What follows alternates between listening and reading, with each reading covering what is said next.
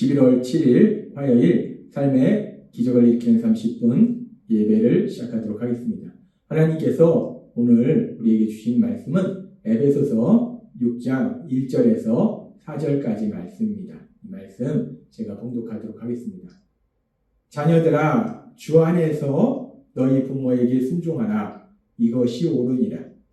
내 아버지와 어머니를 공경하라. 이것은 약속이 있는 첫 계명이니 이로써 내가 잘되고 땅에서 장수하리라. 또 아비들아, 너희 자녀를 노엽게 하지 말고 오직 주의 교훈과 훈계로 양육하라. 아멘. 오늘 이 시간 하나님께서 우리의 주신 말씀을 듣기 전에 잠시 기도하는 시간 갖도록 하겠습니다. 하나님 아버지, 오늘도 저희를 사랑하셔서 우리 하나님이 먼저 저희를 찾아오시고 저에게 말씀하여 주시니 감사합니다. 하나님 아버지, 죄인이었던 우리들이 예수님의 십자가 보혈로 구원받아서 하나님의 사랑받은 아들과 딸로 이 땅을 살아가지만 그럼에도 여전히 연약함으로 인해서 하나님께서 주시는 그 많은 복들을 누리지 못합니다. 오늘도 하나님께서 주시는 그 말씀을 우리 마음속 깊숙이 새기고 그 말씀을 우리 삶 속에 실천함으로 인해서 하나님께서 주신 그 놀라운 복들을 마음껏 누리며 하나님의 크신 영광을 나타내는 귀한 삶을 살아가는 저희가 될 수 있도록 은혜 베풀어 주옵소서. 예수님의 이름으로 감사하며 기도드리옵나이다. 아멘. 하나님께서는 우리에게 말씀해 주셨습니다. 술 취하지 말라. 이는 방탕한 것이니 성령으로 충만함을 받으라 라고 말씀하셨어요. 이 말씀이 얼마나 중요하면 이 말씀 한 구절의 말씀을 가지고 8번을 거쳐서 8일에 거쳐서 하나님이 말씀하셨어요. 그렇게 우리가 이제 예수님 믿음으로 성령 충만함을 받아서 성령 충만한 사람으로 살아야 되는데, 그렇게 성령 충만한 사람으로 살 때 아주 중요한 특징 중에 하나가 뭐냐면 사랑하는 삶을 사는 거예요. 그래서 하나님께서 우리에게 말씀하셨습니다. 우리가 성령 충만한 사람으로 이제 사랑하는 삶을 살 때, 그렇다면 우리가 사랑하는 삶을 사는데 누구를 사랑해야 될 것인가? 우리가 원수까지도 사랑해야 되는 건 맞지만 제일 먼저 우선적으로 하나님께서 우리에게 주신 가족, 남편은 아내를 사랑하고 아내는 남편을 사랑해야 된다라고 말씀하셨어요. 그리고 어제는 또 우리에게 말씀하실 때 자녀는 부모를 사랑해야 된다라고 말씀하셨어요.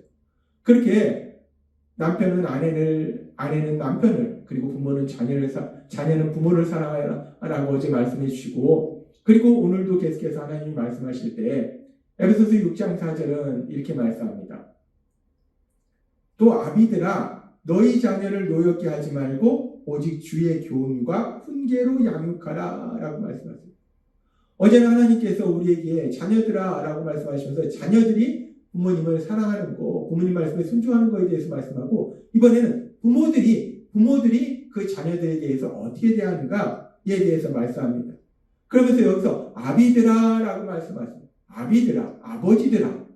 여기서 아버지들아 라고 말씀하신다고 해서 아버지만 의미하는 것이 아닙니다. 일반적으로 아버지는 가정을 대표하기 때문에 아버지들아, 이 말씀은 아버지들아 또 어머니들아, 부모님들아 라는 말씀이에요.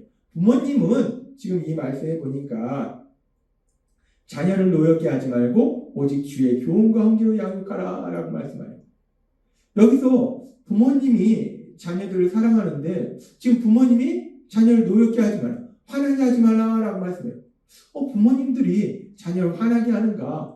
부모님들은 자녀를 사랑해서 기쁘고 행복하게 해주기를 원하고 그렇게 한다고 생각하는데, 그런데 이 부모들이 지금 이 말씀처럼 자녀들을 노엽게 화나게 하는 그런 경우들이 많단 말인가? 우리가 이 말씀의 의미를 좀 더 정확하게 알아보기 위해서 이 동일한 말씀을 골로새서 3장 21절은 이렇게 말씀합니다. 아비들아, 너희 자녀를 노엽게 하지 말지니 낙심하게 할까 함이라 라고 말씀합니다. 이 화나게 한다는 것은 결국 화나게 하지 말라, 노엽게 하지 말라 라는 말씀은 낙심한다. 어린 자녀들이 낙심하기 때문에 화나게 하지 말라, 노엽게 하지 말라 라고 말씀해요. 따라서 이 말씀은 단순히 어린 자녀들이 화나도록 만들지 말라라는 말씀보다는 자녀들이 낙심하도록 그렇게 만들지 말라. 자녀들이 낙심하도록 하지 말라라는 말씀이에요. 근데 부모들이 자녀를 양육하면서 어느 때 자녀들이 낙심하는가? 이 자녀들이 성장해 가면서 이제 사고의 폭이 넓어집니다. 그래서 자신의 생각들이 있어요. 그래서 이제 성장해 가면서 어렸을 때는 무조건적으로 부모님이 하시는 그 말씀을 듣는데 성장해 가면서 자신들 나름대로 이 사고력이 커지니까 자신들 나름대로의 생각이 있다는 거예요. 그랬을 때 이 자녀들이 자신들의 생각을 얘기할 때 이 부모들이 이 자녀들에게 어떻게 대하는 경우가 많은가? 이 부모의 입장에서 보면 자신이 오랫동안 살았고 세상에 연륜이 있기 때문에 자녀들의 생각이 자녀들의 말하는 것이 참 답답할 수도 있고 한심할 수도 있고 우스울 수도 있어요. 그래서 부모들이 하는 실수 중에 하나가 무조건적으로 자신의 생각을 따라하는 거예요. 자녀는 자녀 나름대로 이렇게도 생각하고 저렇게도 생각하는데 그 생각 다 틀렸어. 내 생각대로 해. 라고 강요하는 거예요. 부모 자신의 생각을 자녀한테 강요하는 겁니다. 우리가 참 연약해서 이 부모님들이 자녀들에게 이런 경우들이 많이 있습니다. 그렇게 자녀는 나름대로 이제 자신이 생각하고 계획하고 얘기하는데 무조건적으로 내 생각대로 해 라고 부모가 얘기하면 자녀들은 낙심하게 된다는 거예요. 그러니까 자녀를 노엽게 하지 말라라는 말씀은 이렇게 하지 말라는 거예요. 무조건적으로 내 생각대로 해 라고 자녀들한테 강요하지 말라는 겁니다. 그리고 또 부모가 이 자녀를 낙심케 하는 경우가 어떤 경우가 있는가? 우리가 부모로서 자녀를 양육하다 보면 자녀들의 삶 속에 이런저런 문제가 있어서 그런 문제를 가지고 부모님한테 얘기해요. 그랬을 때 이 부모님들의 태도가 어떤가? 부모님들은 그 자녀들이 하는 그런 이야기들을 듣고 그걸 우리 나름대로 판단하고 그래서 무엇이 옳은지 무엇이 그른지 충고하고 조언을 한다는 거예요.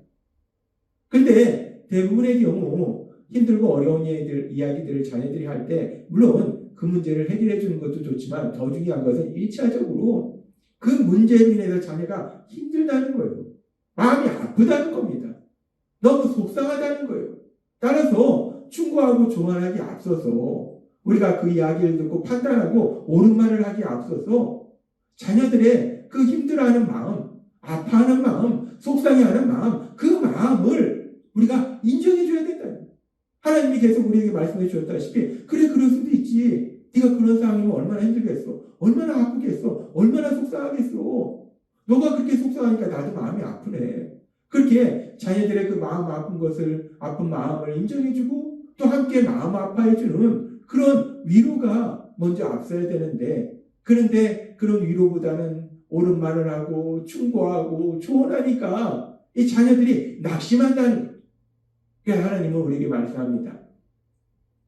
우리가 부모가 자녀를 사랑하지만 연약해서 하나님께서 우리에게 계속해서 말씀해 주셨다시피 우리가 사랑을 표현하는 방법을 제대로 배운 적이 없다는 거예요. 그래서 자꾸 엉뚱하게 이렇게 사랑하는 자녀를 격려해주고 칭찬해주는 것이 아니라 힘이 나도록 만들어주는 것이 아니라 낙심하도록 만드는 경우들이 많다는 겁니다.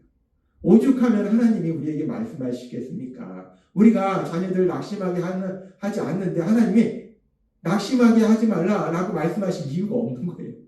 하나님이 이렇게 말씀하실 때는 우리는 전혀 그런 적이 없다고 생각하지만 자녀들의 입장에서는 부모를 통해서 부모 때문에 낙심할 경우가 많이 있다는 겁니다. 따라서 하나님은 우리에게 말씀합니다. 자녀를 노엽게 하지 말라. 자녀를 낙심하게 하지 말라라고 말씀하세요. 그렇게 우리가 부모가 자녀를 낙심하게 하지 말고 그러면 우리가 구체적으로 이제 앞으로 뭘 해야 되는가? 하나님은 낙심하게 하지 말라라고 말씀하실 뿐만 아니라 이제 그럼 우리가 무엇을 해야 되는가를 말씀하시는데 에베소서 6장 4절의 말씀을 보면 이렇게 말씀합니다. 또 아비들아 너희 자녀를 노엽게 하지 말고 오직 주의 교훈과 훈계로 양육하라 라고 말씀합니다. 자녀들을 노엽게 하지 말고 자녀들이 낙심하도록 만들지 말고 주의 교훈과 훈계로 양육하라. 이것은 뭐냐면 하나님의 말씀, 내 생각, 부모들이 자녀들에게 내 생각을 강요하는 것이 아니라 하나님의 말씀. 내 생각대로 해야 돼 라고 얘기하는 것이 아니라 하나님의 말씀, 그 하나님의 말씀대로 살도록 도와주라는 거예요. 그래서 이 말씀에 보면 오직 주의 교훈과 훈계로 양육하라. 이 주의 교훈과 훈계로 양육하라. 주의 교훈과 훈계라는 게 하나님의 말씀이에요. 그러니까 이 말씀을 그래 자녀들에게 하나님의 말씀, 성경의 말씀을 가르쳐야 되는구나. 성경의 말씀을 암송하도록 해야 되는구나. 이 말씀을 단순히 그렇게 받아들여요.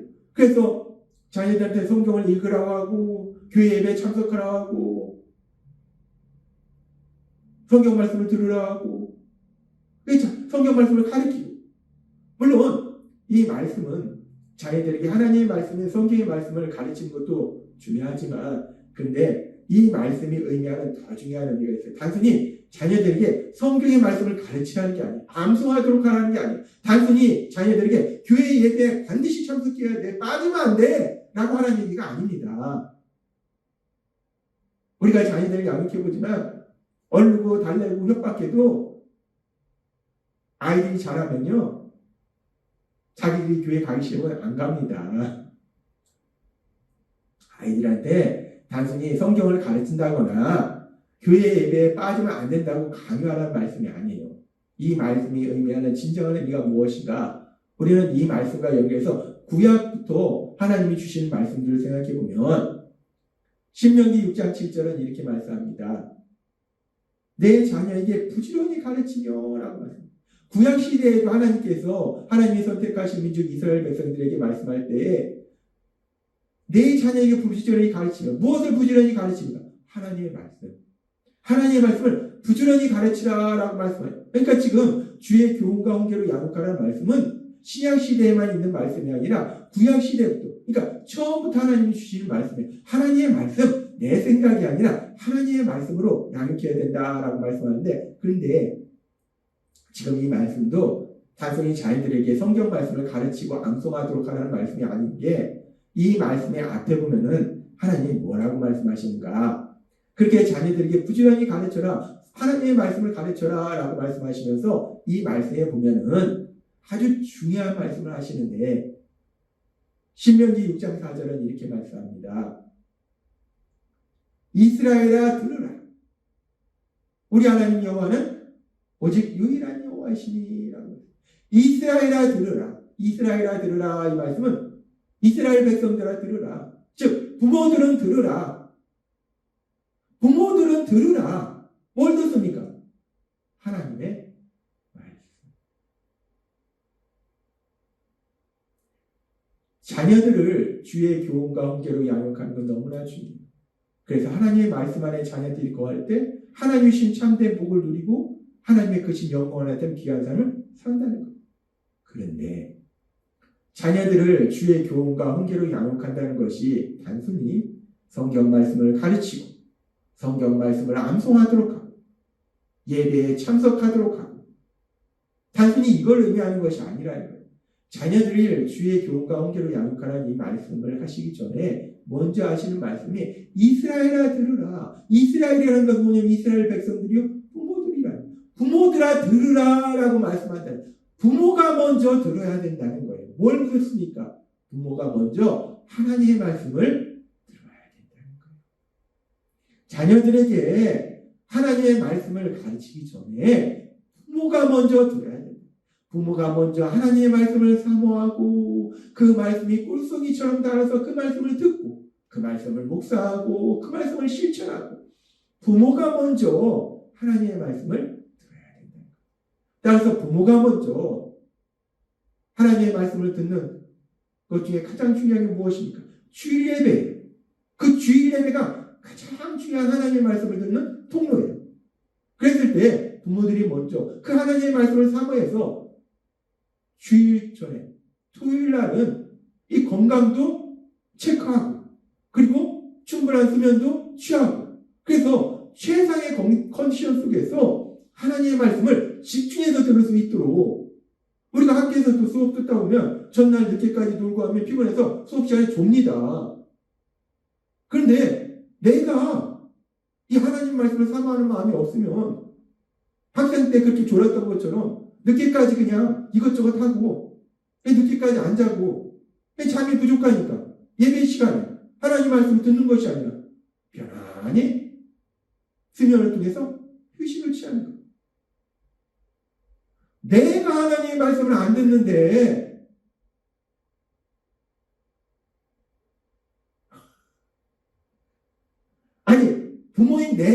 하나님의 말씀을 안 듣는데 자녀가 듣겠습니까?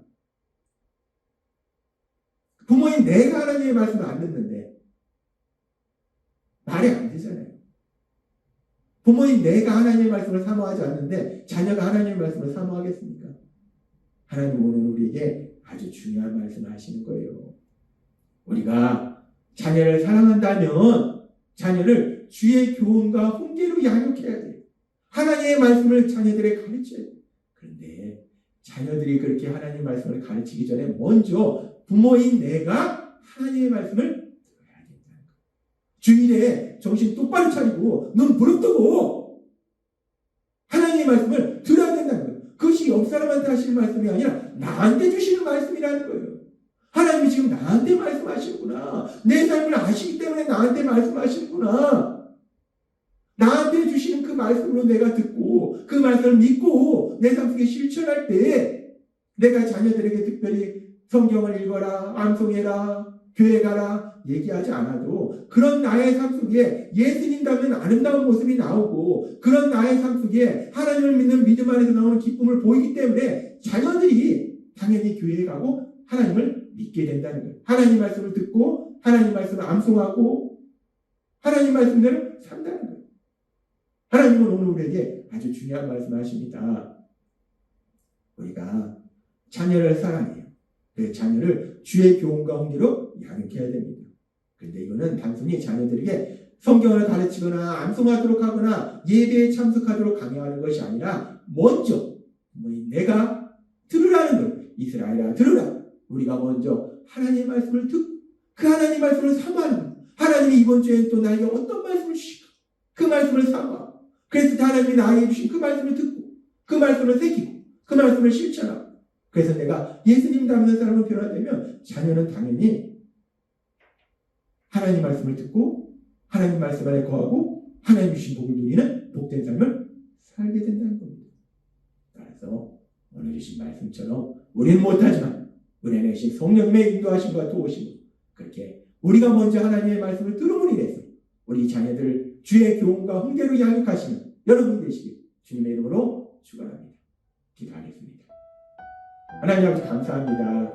오늘도 주신 말씀처럼 우리가 사랑하는 자녀들이 하나님의 말씀 안에 거하도록 도와줘야 되는데 그러기 위해서 그들에게 하나님의 말씀을 가르쳐야 되는데 그것이 단순히 성경의 말씀을 가르치는 것이 아니라 먼저 우리가 하나님의 말씀을 사모하고 그 말씀을 듣고 그 말씀을 마음에 새기고 그 말씀을 실천함으로 인해서 우리 자녀들을 그렇게 주의 교훈과 훈계로 양육할 수 있음을 말씀하여 주시니 감사합니다. 예수님의 이름으로 감사하며 기도드리옵나이다. 아멘. 이 시간도 하나님께서 우리 주신 말씀 묵상하면서 조용히 기도하는 시간 갖도록 하겠습니다.